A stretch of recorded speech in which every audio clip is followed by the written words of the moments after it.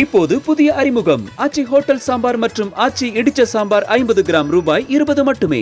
மூன்றாவது முறையாக பிரதமராக பதவியேற்க போகும் நரேந்திர மோடிக்கு 75க்கும் அதிகமான உலக நாடுகளின் தலைவர்கள் வாழ்த்து தெரிவித்துள்ளனர்.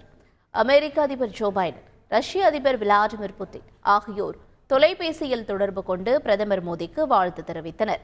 இதேபோல ஐக்கிய அரபு அமீரக அதிபர் ஷேக் முகமது, இங்கிலாந்து பிரதமர் ரிஷி சுனக், இஸ்ரேல் பிரதமர் பெஞ்சமின் நெட்டன்யாகு, சிங்கப்பூர் பிரதமர் லாரன்ஸ் வாங், நேபாள பிரதமர் புஷ்பா கமல், மாலத்தீவு அதிபர் முகமது முயிசு உள்ளிட்டோர் மோடிக்கு வாழ்த்து தெரிவித்துள்ளனர்.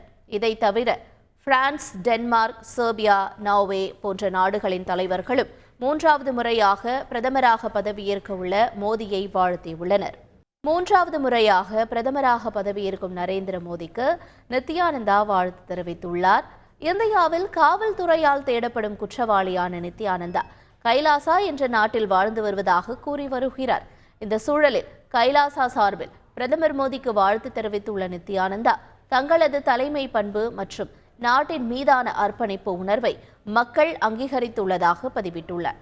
ஒற்றுமை, வளர்ச்சி மற்றும் மக்களின் எண்ணங்களை பூர்த்தி செய்யும் வகையில் ஆட்சி நடத்துமாறும் வாழ்த்தியுள்ளார்.